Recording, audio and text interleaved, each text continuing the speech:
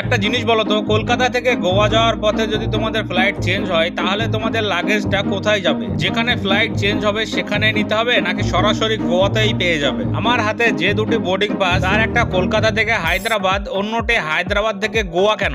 আজকের এই ব্লগে পুরো ব্যাপারটাই দেখাবো। গত রাতে আমরা কলকাতা এয়ারপোর্টের কাছে একটা হোটেলে স্টে করেছিলাম। সকাল সকাল ঘুম থেকে উঠে ফটাফট ব্রেকফাস্ট করে নিলাম, কারণ আজকের গন্তব্য গোয়া। ব্রেকফাস্টের মেনুতে অনেক কিছু রয়েছে, কিন্তু আমি নিলাম পুরি, কারণ সামনে লম্বা জার্নি আর দুপুরের লাঞ্চটি করব এয়ারপোর্টেই। ব্রেকফাস্ট শেষ করে সবাই রেডি, এবার সবাই মিলে রওনা দেব গোয়ার উদ্দেশ্যে। আমাদের হোটেল থেকে এয়ারপোর্টের কয়েক মিনিটের রাস্তা, তাই দেরি না করে সবাই মিলে ক্যাব নিয়ে সোজা চলে এলাম এয়ারপোর্টে। কলকাতা নেতাজি সুভাষচন্দ্র বোস ইন্টারন্যাশনাল এয়ারপোর্টের এই যে ঢোকার এক্সপিরিয়েন্সটাই পুরোটাই আলাদা। এয়ারপোর্টে পৌঁছানোর পর আমাদের সবাইকে এক কাছে করা হলো এবং এয়ারপোর্টে এন্ট্রি থেকে শুরু করে কোথায় যেতে হবে, কিভাবে যেতে হবে, সবকিছু গাইড করে দেওয়া হলো। কারণ আমরা টোটাল 20 জন মিলে যাচ্ছি গোয়াতে, আর দেবাশিস আমাদেরকে এখানে গাইড করে বেরিয়ে গেল। তারপর আমরা সোজা ঢুকে পড়লাম এয়ারপোর্টের ভিতরে। এবার আসছে সবচেয়ে ইম্পর্টেন্ট পার্ট, লাগেজ। আমাদের ফ্লাইট রয়েছে ইন্ডিগোতে, তো আমার কাছে যে লাগেজটি দেখতে পাচ্ছ এটা প্রথমে চেক ইন কাউন্টারে জমা দেবো আর সেখান থেকে বোর্ডিং পাস নিয়ে নেব।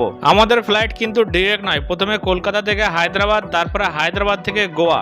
আর এখানে আসল প্রশ্নটা, লাগেজ কি হায়দ্রাবাদে নামিয়ে আবার আমাকে কালেক্ট করতে হবে? আমাদের ক্ষেত্রে লাগেজ গোয়া পর্যন্ত ট্যাগ করে দেওয়া হয়েছে, তাই হায়দ্রাবাদে নেমে আবার লাগেজ কালেক্ট করতে হবে না, সরাসরি গোয়ায় পৌঁছানোর পরই লাগেজ কালেক্ট করব। লাগেজে তোমরা 15 কেজির বেশি মাল নিতে পারবে না, আর তোমাদের কেবিন ব্যাগ যেটা থাকবে সেটা ম্যাক্সিমাম 7 কেজি। আর এখানে সব থেকে একটা ভাইটাল ব্যাপার, সেটা হচ্ছে কি ব্যাটারি জাতীয় জিনিস কিন্তু লাগেজে ভুলেও রাখবে না, পাওয়ার ব্যাংকটি কেবিন ব্যাগেই নিয়ে নেবে। সত্যি বলতে প্রথমবার যখন ফ্লাইটে উঠি তখন এক্সপিরিয়েন্সটা ছিল একদম অন্যরকম। ফ্লাইট টেক অফ করার সময় মনে হচ্ছিল ওয়াও, সত্যি আকাশে উঠছি, কিন্তু এখন যতবার ফ্লাইটে উঠি একটাই কথা মনে হয়, কখন পৌঁছাবো। তারপর দেখতে দেখতে পৌঁছে গেলাম হায়দ্রাবাদ এয়ারপোর্টে। আর উপর থেকে হায়দ্রাবাদ শহরটা দেখতে সত্যি দারুণ লাগছিল, কিন্তু এখানে নামার পর একটা সমস্যা, খিদে পেয়ে গেছে। আর সেই কারণে এবার আমার মিশন হচ্ছে কি হায়দ্রাবাদ এয়ারপোর্টের লাউঞ্জ অ্যাক্সেস। বোর্ডিং পাসটা আগে থেকেই হাতে রয়েছে, তাই শুধু সিকিউরিটি চেকিং কমপ্লিট করে চলে যাব লাউঞ্জ অ্যাক্সেসের দিকে।